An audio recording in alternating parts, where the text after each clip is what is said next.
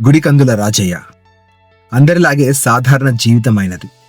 ఆయన చూపిన క్రమశిక్షణ, కృషి, నిబద్ధత మాత్రం అసాధారణం.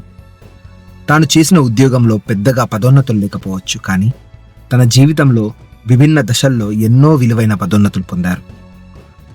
తాను పెద్దగా డబ్బు సంపాదించకపోవచ్చు, కానీ సరిపడ గౌరవాన్ని సంపాదించారు. తాను కన్న కలలు చిన్నవే అయినా వాటిని అమితమైన విశ్వాసంతో నెరవేర్చుకున్నారు. అందులోనే తృప్తి కనుగొన్నారు.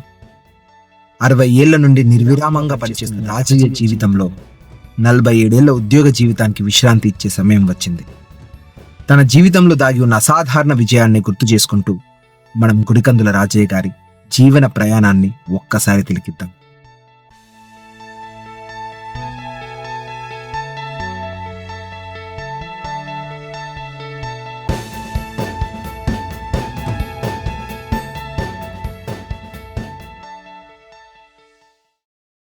అది వరంగల్ జిల్లా హసన్బర్తి మండలం ముచ్చెర్ల అనే ఒక చిన్న ఊరు. ఆ ఊరిలో గుడికందుల కనకయ్య చంద్రమ్మ దంపతులది ఒక పేద రైతు కుటుంబం. 1964వ సంవత్సరంలో వీరికి 2వ సంతానంగా జన్మించాడు గుడికందుల రాజయ్య. కాగా గుడికందుల సమ్మయ్య మొదటివాడు. ఆకలి, పస్తులు, కష్టాలతో ముడిపడిన జీవితం వీరిది.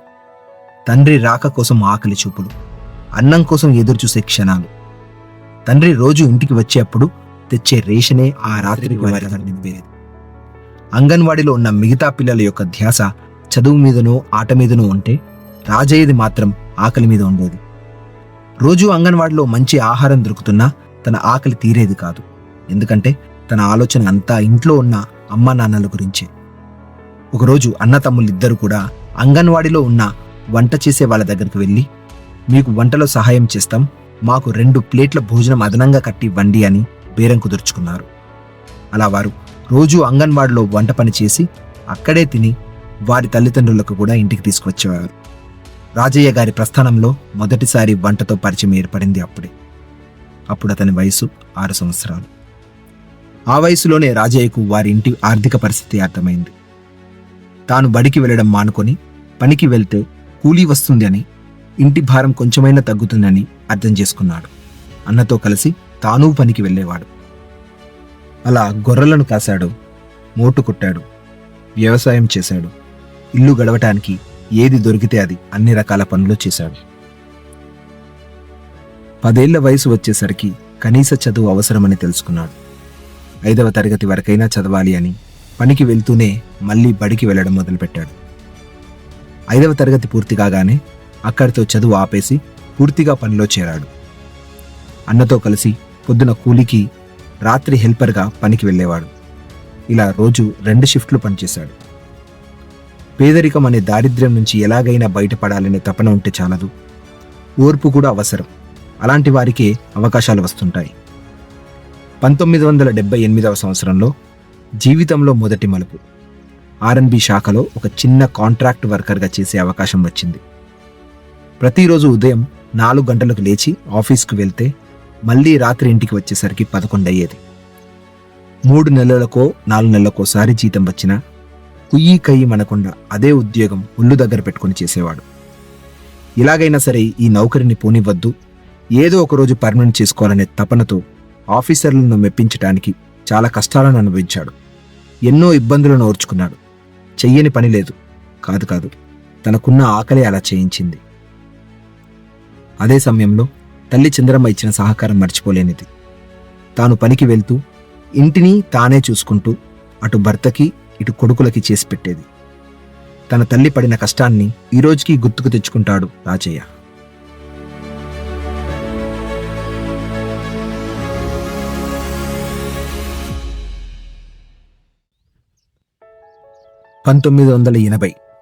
రాజయ్య జీవితంలోకి ఒక తోడు వచ్చింది. నాగారం వాస్తవ్యులైన బొద్దుకూరి ఐలయ్య, కనకమ్మ దంపతుల ఏకైక కుమార్తె లక్ష్మి గారితో రాజయ్య వివాహం జరిగింది. వీరి దాంపత్య జీవితానికి సరిత, పవన్, అనిత అనే ముత్యాల్లాంటి 3 సంతానం కలిగారు. రాజయ్యకు తాను సంపాదించే జీతం ఈరోజు బ్రతకడానికి మాత్రమే సరిపోతుందని అర్థమైంది. భవిష్యత్తు గురించి ఆలోచన మొదలైంది. ఉన్న ఉద్యోగాన్ని సక్రమంగా చేసుకుంటూనే ఇతర సమయాల్లో వేరే పని కూడా చేయాలని నిశ్చయించుకున్నాడు. అలా 1983లో పెద్దమ్మాయి సరిత పుట్టగానే వంటలు చేయడానికి హెల్పర్గా వెళ్ళేవాడు. 1985లో కుమారుడు పవన్ పుట్టిన తర్వాత హెల్పర్ నుండి వంట మనిషిగా చేయడం మొదలుపెట్టాడు. 1987లో చిన్న కూతురు అనిత పుట్టిన తర్వాత నుండి తానే స్వయంగా ఫంక్షన్లు చేయడం ప్రారంభించాడు. ఇలా 3 పిల్లలు పుట్టిన ప్రతిసారి రాజయ్యకు అదృష్టాన్ని తీసుకువచ్చారు. వంట పనిలో ఒక్కొక్క మెట్టు ఎక్కాడు. క్షణం తీరిక ఉండేది కాదు. ఉదయం 5 నుండి రాత్రి 10 వరకు ఆఫీస్ పని, తర్వాత సమయాల్లో వంటలు చేసుకునేవాడు. ఇంటికి కుటుంబానికి సమయం ఇవ్వడం కూడా కుదరకపోయేది. తాను ఇంటికి వచ్చేసరికి పిల్లలు పడుకునేవారు. మళ్ళీ వారు లేవకముందే పనికి వెళ్ళేవాడు.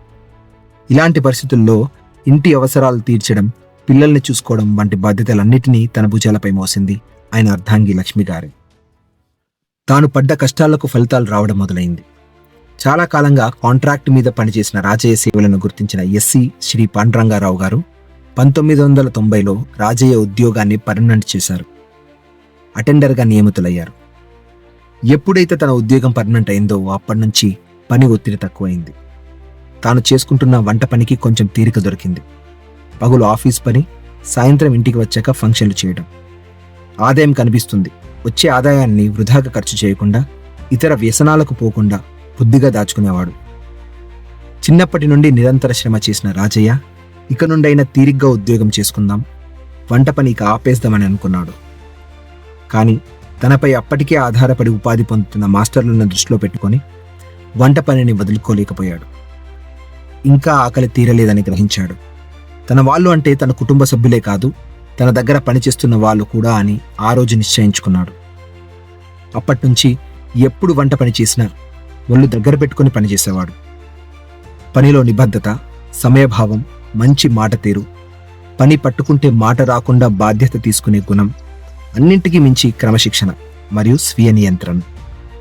ఇవే రాజయ్యకి అవకాశాలు తెచ్చిపెట్టాయి. కాదు, తనకే కాక తనతో పాటు పనిచేస్తున్న వాళ్లకు అవకాశాలు తెచ్చిపెట్టాడు. రాజయ్యకు ప్రారంభ దశలో ఎక్కువగా అవకాశాలు తన ఊరి నుండి వచ్చాయి. అలాగే R&B శాఖలో పనిచేస్తున్న అధికారులు చాలా వరకు అవకాశాలు ఇచ్చారు. ఎవ్వరిచ్చినా ఎక్కడ జరిగినా ప్రతి కార్యక్రమం విజయవంతం కావడంతో రాజయ్య గారు ఇక వెనక్కి తిరిగి చూడలేదు.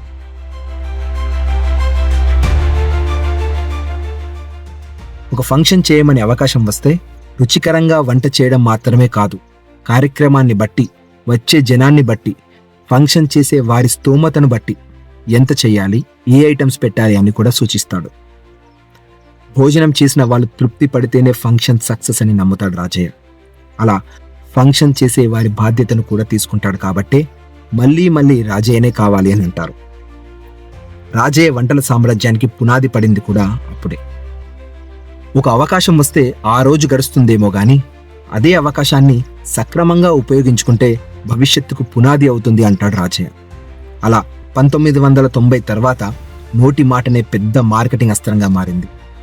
ఫంక్షన్స్ చేయించుకొని తృప్తి చెందిన వాళ్లే రాజయ్యను వేరే వాళ్ళకు సూచించారు. అలా ఆ నోట ఈ నోట పడి సీతారామరెడ్డి గారి అమ్మాయి పెళ్లికి 5,000 మందికి వంటలు చేసే అవకాశం వచ్చింది. అది చాలా పెద్ద సక్సెస్ కావడంతో అప్పటి నుండి రాజయ్య పేరు పెద్దల ఇంట్లో వినిపించడం మొదలైంది.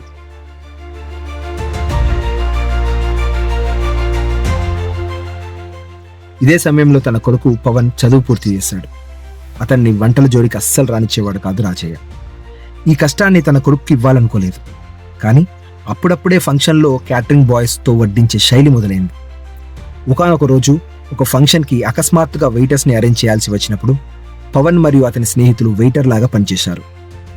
తర్వాత నుండి ఎప్పుడు వెయిటర్స్ కావాలన్నా, ఎంతమంది కావాలన్నా వెంటనే అరేంజ్ చేసేవాడు పవన్. దీనితో రాజయ్యకి ఆర్డర్లు ఇంకా ఎక్కువయ్యాయి.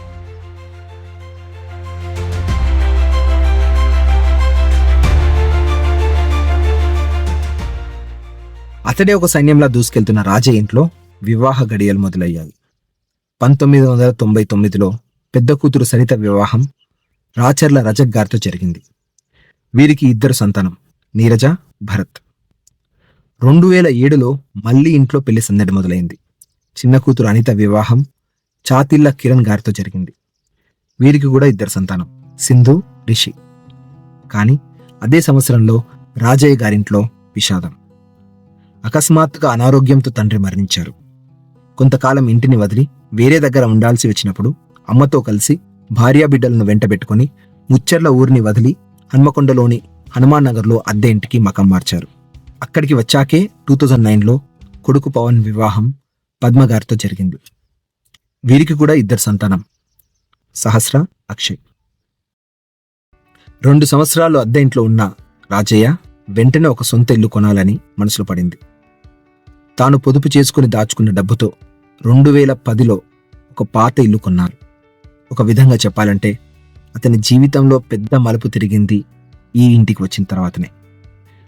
అప్పటిదాకా ఎక్కడా స్థిరంగా ఉద్యోగం చేయని పవన్ మీద ఒక రకంగా బెంగపడిన రాజయ్యకి పవన్ తన చేతికి వచ్చిన సమయం కూడా ఇదే. రాజయ్య కుకింగ్ ఆర్డర్లు తీసుకుంటూ ఉంటే అతని కొడుకు పవన్ క్యాటరింగ్ ఆర్డర్లు మేనేజ్ చేస్తూ ఉండేవాడు. అవకాశం వచ్చినప్పుడల్లా రాజయ్య పవన్ని ముందుంచేవాడు. క్యాటరింగ్ ఆర్డర్లు వస్తే పవన్కి ఇవ్వడం, కుకింగ్ ఆర్డర్లు వస్తే తానే చేస్తూ ఉండేవాడు.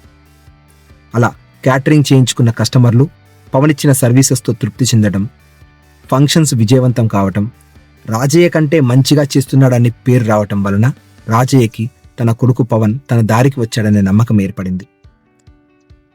పవన్ ఇప్పుడు రాజయ్య స్థాయిని మించి ఫంక్షన్లు చేస్తున్నాడంటే ఒక తండ్రిగా అంతకంటే పుత్రోత్సాహం ఏముంటుంది? ఇక రాజయ్య గారి ప్రాణం కొంచెం కుదుటపడింది. జీవితం నెమ్మదిగా సాగుతుంది. తాను ఉన్న ఇంటి పక్కనే ఇంకో ఇంటి జాగ తీసుకొని అక్కడ తనకు నచ్చినట్టుగా ఇల్లు కట్టుకోవాలన్న కోరిక కూడా 2019లో తీరింది. జీవితం అంతా ప్రశాంతంగా సాగుతున్న సమయానికి కరోనా కల్లోలం సృష్టించింది. కోవిడ్ హడావిడి చేసింది. ఒకే సమయంలో ఇంట్లో ఉన్న అందరికీ వైరస్ సోకినప్పుడు చావు బ్రతుకుల మధ్య ఉన్న తల్లికి ఒక్క క్షణం కూడా అసౌకర్యం కలగకుండా చూసుకున్నాడు.